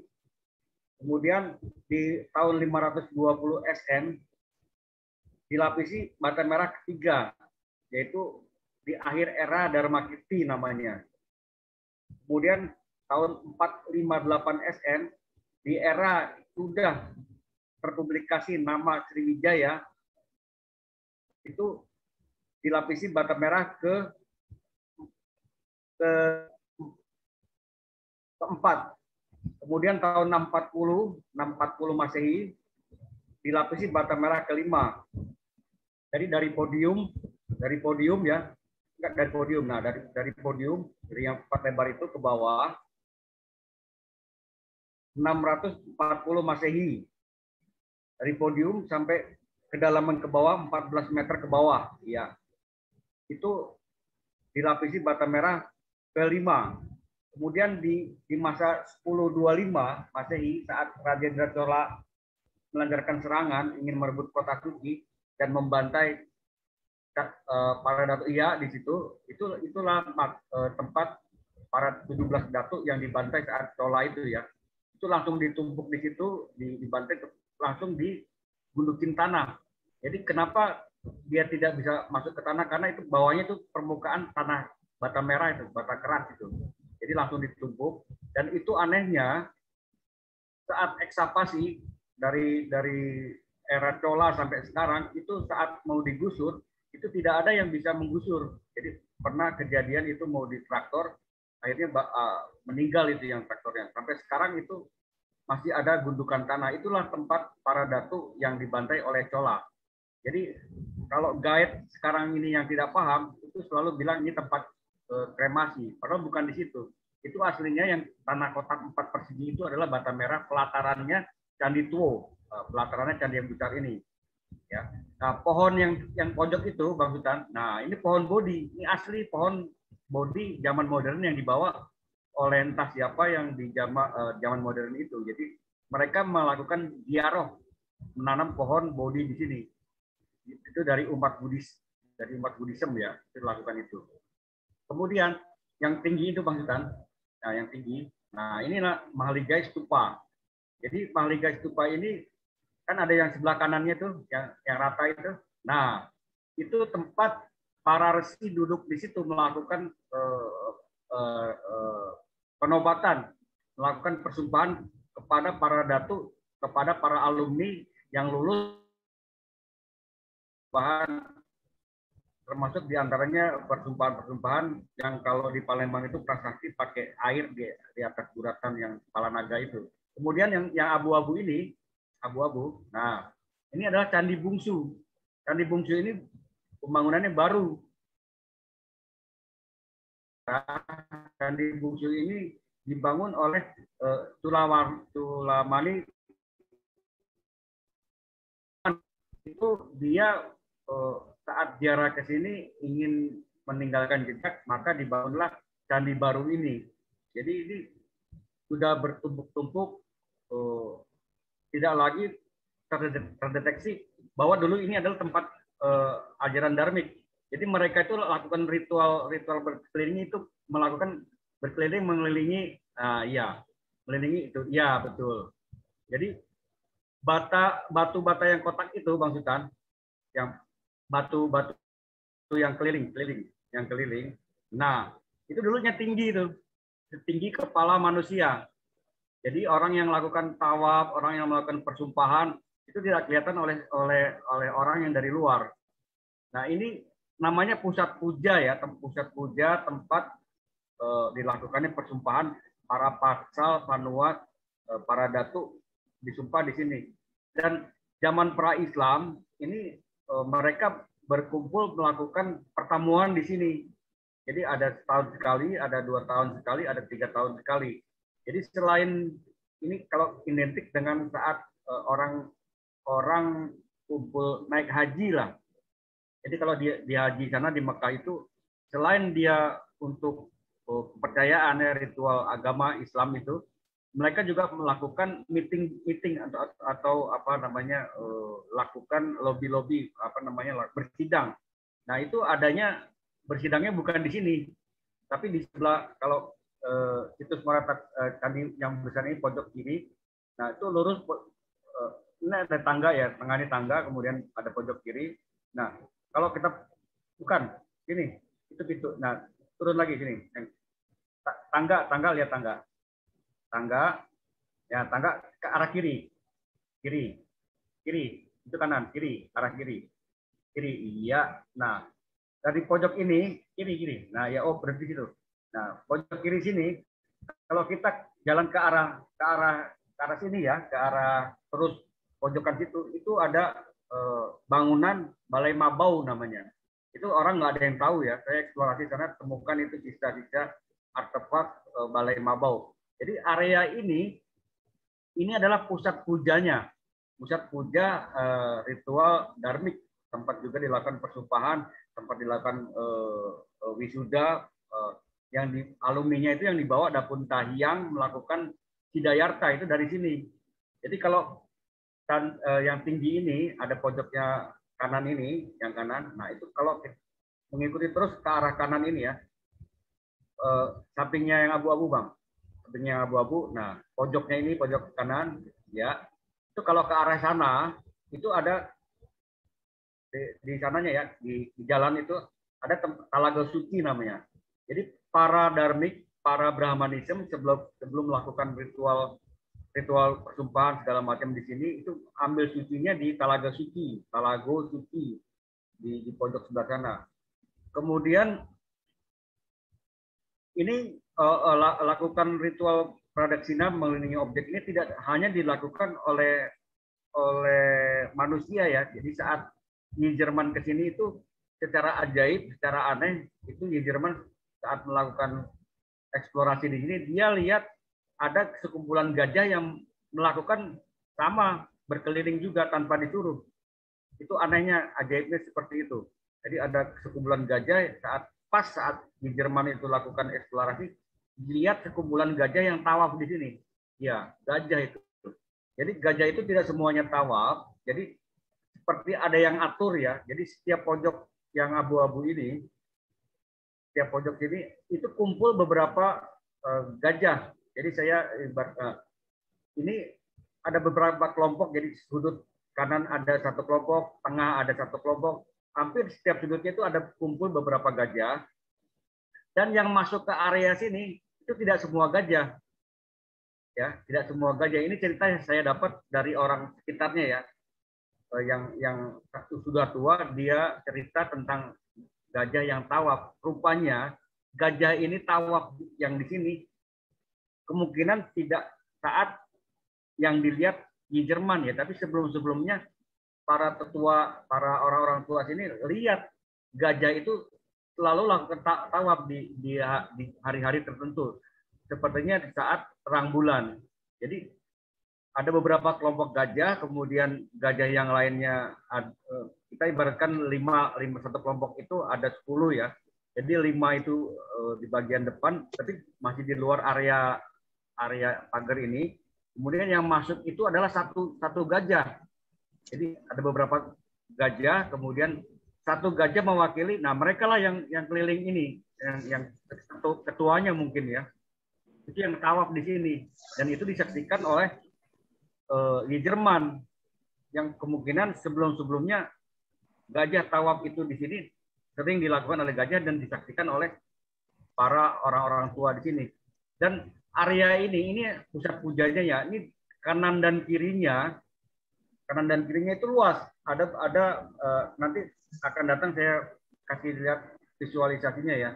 Itu ada ini izin Prof. Gajah itu dia waktu bulan terang dan masih di bawah tahun 90-an masih bisa ditemui itu, Bob. Di bawah tahun 90-an ya masih bisa dijumpai. Hanya pada waktu terang bulan itu, Bro. Ya, aneh kan? Jadi gajah itu tanpa disuruh, tanpa ada yang mandu itu lakukan ini. Ini membuktikan bahwa area ini sebenarnya area sakral. Ini tidak sembarangan orang boleh masuk ke sini ya. Dan ini yang tinggi ini beberapa kali pemugaran ini. Ya, ini beberapa kali pemugaran. Dan bentuk aslinya tuh memang bentuknya seperti ini, tapi batanya itu sudah beberapa kali pemugaran, dan di zaman-zaman Belanda itu ini diruntuhkan habis karena di setiap bata, lapisan bata itu ada kertas-kertas emas yang bertuliskan dan apalah gitu ya di sini. Jadi diruntuhkan, kemudian dibuatkan beton, pipa beton, baru dipasangkan lagi bata-bata seperti ini. Makanya kalau kita ke sana itu, ini bentuknya udah nggak beraturan. Jadi yang bagian atas ini sebenarnya ini tembus pandang ke kanan dan ke kiri. Dan di sini ada patung gajah, sebenarnya patung gajah yang ada di atasnya ini, tapi raib. Nah, hal yang menarik ya di area sini, terutama di candi yang abu-abu ini, ya abu-abu di sebelahnya. Nah, di sini saat dibongkar, salah, di Malika Stupa yang tinggi ini, Bang. Nah, ya ini seperti di bawahnya ini sebenarnya ruangan ini, bukan yang tinggi ini. Bawahnya. Nah, ini sebenarnya ada ruangan ini. Ini yang titik. Nah, betul. Yang titik tengah ini. Nah, titik ini sebenarnya pintu ini. Pintu bisa ada ruangan masuk ke dalam. Nah, saat peneliti Belanda masuk ke sini kemudian bongkar, itu dia menemukan keping emas yang bertuliskan 3 kata itu. 3 kata, Om, A, dan Om. Ya, tulisannya A-U-M, A-H, dan O-U-M.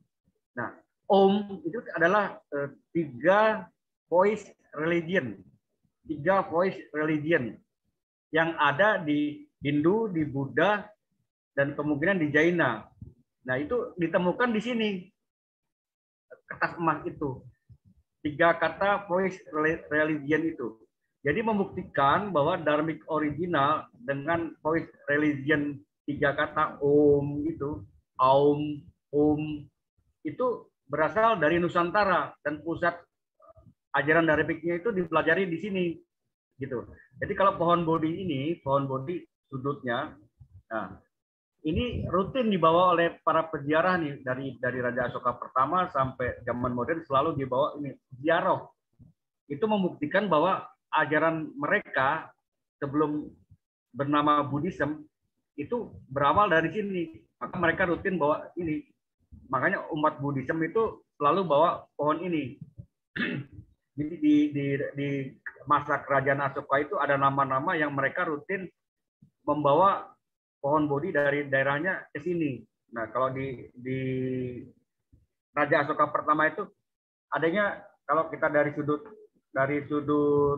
Malika, dari sudut Candi Tuo ini yang tadi ini naik ke sana, ke arah sana itu di perbukitan itu pohon Bodhi yang dibawa Raja Asoka pertama, bukan yang pojok kiri. Yang ada panah ini, kursor sini.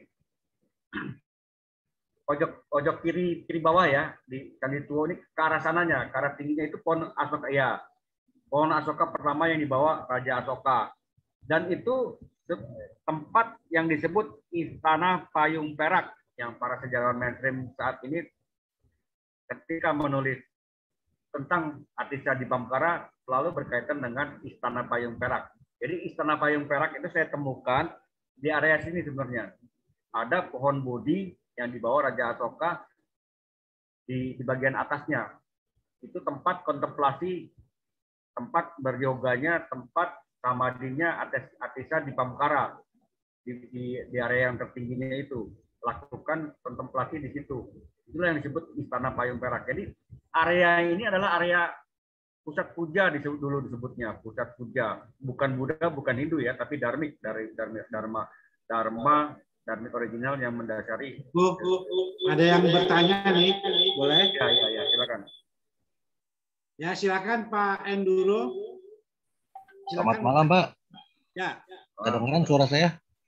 Ya, kedengeran, Pak. Silakan lanjut, Pak. Ya. Gini, Pak. Jadi saya kan baru untuk sejarah kerajaan pra-Islam di Indonesia nih, saya baru mulai ngulik lagi nih, Pak. Karena saya kan memang aslinya dengan budaya-budaya kuno lah. Terus kemudian ada teori tentang Atlantis di Indonesia gitu kan, di Nusantara. Kemudian saya mulai lagi tentang Mahabharata ya. Di epos Mahabharata tuh kan banyak tokoh-tokohnya yang namanya nama-nama Jawa. Misalnya kayak Nakula Sadewa, kemudian Gatotkaca gitu. Sedangkan yang kisah Mahabharata ini kan kalau sesuai dengan sejarah mainstream kan itu terjadi di India ya. Sedangkan nama-nama Gatot seperti Gatotkaca itu nama Gatot aja kayaknya nggak ada di India. Adanya kan kalau di Jawa banyak nama Gatot. Nah kemudian ada lagi teori mengenai Dharmic original ini kan. Ini jadi saya makin tertarik ya bahwa sumber dari ajaran-ajaran yang ada di India itu berasal dari Nusantara. Nah kemudian pertanyaannya itu, kalau misalnya yang selama ini kita ketahui dari sejarah itu, peradaban sebelum Islam itulah peradaban Hindu dan Buddha. Seperti contohnya peninggalannya itu Candi Borobudur adalah Candi Buddha dan Candi Prambanan adalah Candi Hindu. Nah kemudian apa yang membedakan bahwa situs-situs peninggalan bersejarah itu yang asli Dharmic original atau itu bawaan dari Hindu Buddha, ataukah Candi Prambanan dan Borobudur itu adalah peninggalan dari Dharmic original? Itu pertanyaannya Pak. Baik. Terima kasih Mas dulu ya. Mungkin ini akan dijawab. Bantu jawab ya. Bang Santo Sabah, ya. Silakan Bang Santo. Kak, Bang Sultan bantu jawab. Bang Sultan bantu jawab. Yang mana tuh yang kalau mengenai Hindu Buddha ini kan saya tahu sih, paham. Cuma tidak sepaham Profesor ini. Takutnya saya salah omong, Prof. Silakan Prof aja yang ngejawab, Prof. Mas Enduro ikutin dari awal nggak tadi? Iya Pak, saya ikut dari awal Pak. Tadi kan saya udah cerita ya timelinenya tuh bahwa sejarawan Eropa itu mendeteksi di India sana ya di tahun 3000 SM itu mendeteksi ada bangsa yang disebutnya Scythia itu membawa falsafah Dharma, disebutnya oleh dia, tertulisnya ya di sejarawan Eropa itu kaum yang disebutnya Scythia, atau dalam kurung dia tulisnya kaum Brahmanism, membawa ajaran yang bernama Dharmic, tertulisnya literasinya seperti itu. Jadi ada bangsa 3000 SM dia tulis, ada bangsa Scythia membawa bangsa Scythia yang disebutnya Scythia itu adalah Brahmanism, membawa ajaran yang bernama Dharmic, itu 3000 SM. Itu versi India, versi sejarawan Eropa ya. Tapi Santo Sabah setelah dia meneliti tadi mempresentasikan seperti ini, berkesimpulan subjektif dan ini harus diuji bahwa yang disebut bangsa Eropa itu Scythia adalah rupanya kaum Saka. Kadang-kadang sejarawan Eropa sebut itu adalah bangsa yang bawa ajaran Dharma itu adalah kaum Arya. Jadi mereka membedakan antara kaum pendatang yang disebutnya Arya dan kaum asli di India itu Dravida disebutnya.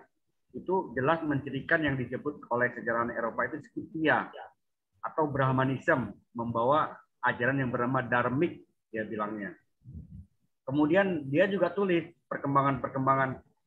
Saya belajar dari buku-buku India, buku-buku India yang akademik ya, dari Indologi, kemudian dari sejarawan Eropa. Tahun-tahun yang tadi saya sebutkan tadi, 3000 ada kaum 3000 SM ada bangsa Scythia yang disebutnya Arya, yang disebutnya Brahmanism, membawa ajaran yang bernama Dharmic. Tahun 1300 baru Veda dituliskan oleh bangsa pendatang tersebut. yaitu bangsa Arya, menuliskan Veda. Kemudian di 500 SM itu baru terlahir dua ajaran, Buddhism dan Jainism. Buddhism oleh Yang Mulia Siddhartha Gautama, kemudian Jainism tokohnya Mahavira, 500 SM.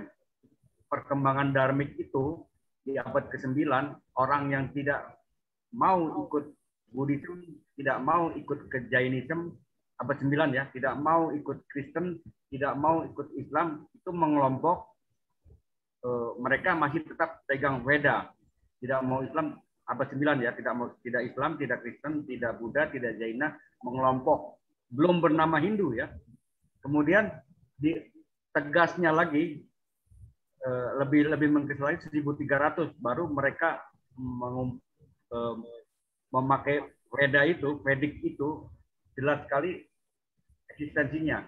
Baru di 1830 era kolonialis Inggris di India, baru jelas secara formil Hindu ditambah Isme itu 1830.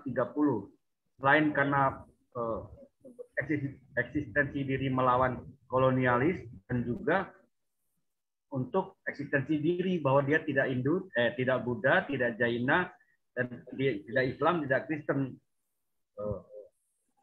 Eksistensi diri untuk melawan kolonialisme, akhirnya secara formil ada ajaran yang bernama Hindu ditambah Isme 1830. Jadi seperti itu, Mas Endiro ya. Jelas timeline-nya. Kemudian kita ya di Indonesia itu kan di era-era 1953 itu kan harus ajaran-ajaran yang disebut kepercayaan itu kan harus masuk dalam 5 agama resmi negara ya. Buddhism, Hinduism, kemudian Kristen, Islam. Nah, jadi yang namanya Buddha, Hindu itu baru secara formil masuk ke Indonesia itu 1953-54 gitu ya. Nah, ajaran leluhur kita yang dulu bernama Dharma itu yang saya tadi katakan terekam di Bali, itu di Bali sebelum sekarang ternamakan Hindu Bali itu bernama Agama Tirta.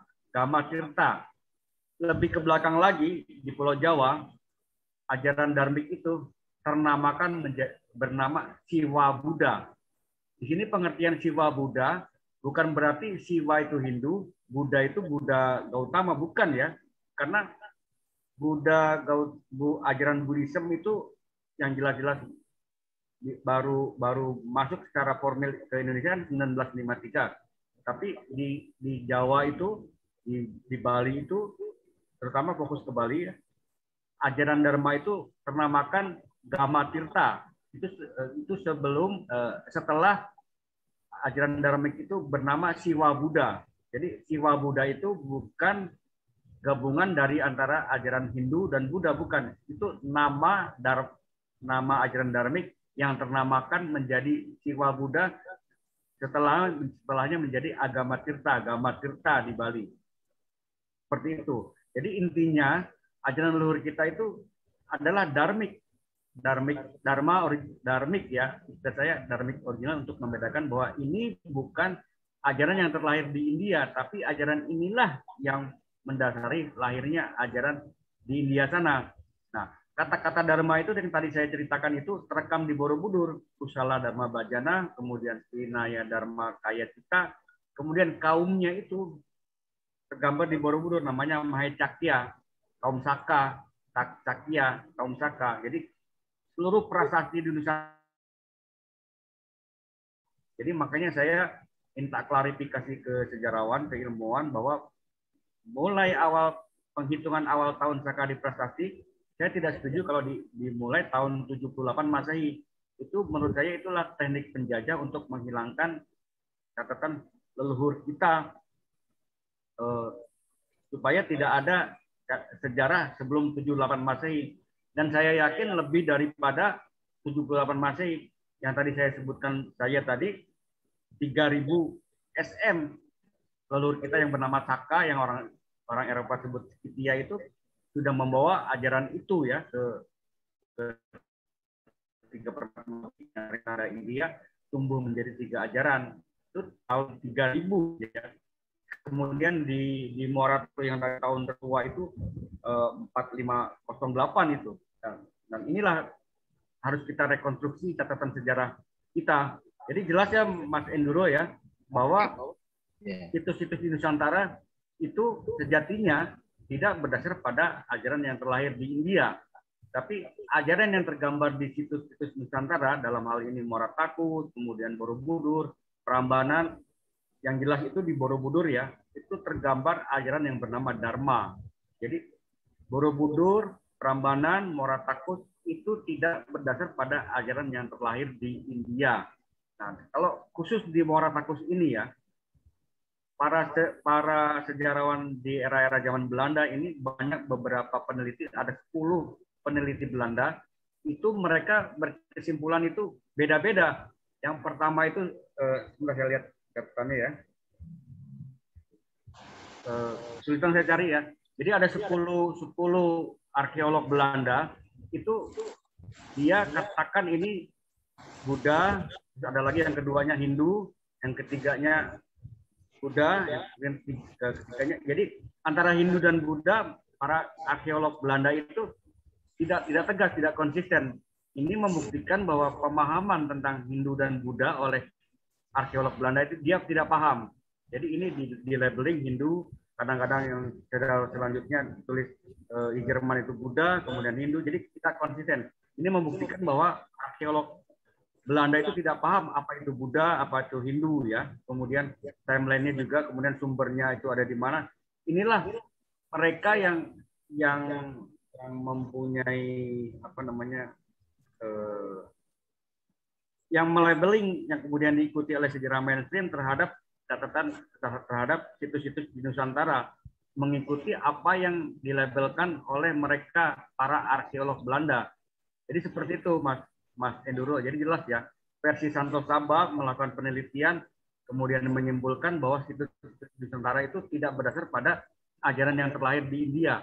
Tapi ajaran yang tergambar di situs-situs Nusantara lah falsafah yang mendasari lahirnya ajaran di India sana. Jadi jelas seperti kasus di Borobudur ya. Ada Kusala Dharma Bharjana, ada Vinaya Dharma Kaya Kita, kemudian ada literasi Mahecakya, kaum Saka itu ya. Kemudian ada Swarga. Kalau Swarga itu di falsafah ajaran Buddhisme itu tidak ada teks literasi pengertian swarga, kehidupan setelah kematian itu di Buddhisme itu nirwana atau nibbana. Jikalau benar Borobudur itu berdasar pada salah satu ajaran yang terlahir di India, dalam hal ini yang dituliskan oleh Yang Mulia Siddhartha Gautama, pasti akan ada teks literasi kata nirwana atau nibbana. Tapi jelas-jelas di Borobudur di relief 160 yang tertutup itu tertulis 12 teks literasi kata swarga. Dan swarga ini banyak ada di lontar-lontar yang ada di Bali. Jadi membuktikan bahwa situs-situs di Nusantara ini tidak seperti yang terlabeling saat ini. Itu Mas Indro. Oke, berarti bisa disimpulkan seperti ini ya Pak ya. Kan bisa dibilang daerah yang paling terjaga kemurnian budaya dan agama kunonya sampai sekarang kan Bali ya. Ya. Dan bisa dibilang Hindu Bali itu kan berbeda dengan Hindu yang di India, ya kan? Iya, jelas. Nah, apakah bisa diberikan kesimpulan bahwa yang dimaksud dengan Hindu Bali itu adalah dharmik original? Iya. Oke.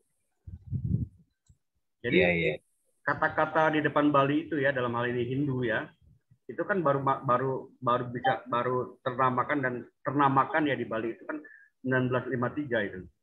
Dan sebelumnya itu yang tadi saya katakan itu bernama Gama Tirta. Dan sebelumnya lagi itu bernama Siwa Buddha.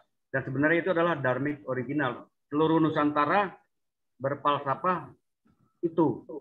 Dharma itu, dharmik. Hampir kata-kata dharma itu banyak di Nusantara. Baik, Mas Enduro ya, cukup ya. Oke, kalau sudah jelas Pak. Kita bisa bertanya lebih lanjut di sesi yang lain nih Mas Enduro ya. Oke, ada terima lagi? kasih penjelasannya Pak Santo. Ya. Baik. Bang, berhubung kita sudah lewat jauh ya jamnya kita ya, karena udah nggak ada pertanyaan. Ini mungkin saya tutup dulu secara formal seperti biasa. Setelah ini kita akan berbincang bebas ya. Itu ya Bang, ya sana aktif semua ya. Jadi gitu aja dulu. Terima kasih atas kehadirannya pada malam ini pada webinar kita dengan judul Di Manakah Kerajaan Sriwijaya dan Kedatuan Sriwijaya. Dengan ucapan terima kasih kepada Bang Santo, kepada yang lain yang sudah memberikan masukan, terima kasih juga. Alhamdulillah ada sedikit pencerahan kita hari ini ya mengenai Meratus juga, mengenai Sriwijaya dan Sriwijaya ya. Mudah-mudahan ini hanya sebagai pelecut aja, hanya mengingat aja agar ke depan, yuk mari lebih banyak lagi kita mulai meneliti. Karena tantangan seperti tadi di Palembang itu tantangan banget itu.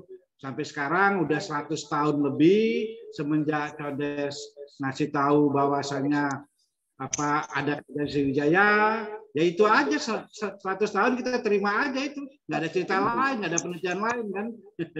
Diskusi kita dengan ucapan wassalamualaikum warahmatullahi wabarakatuh.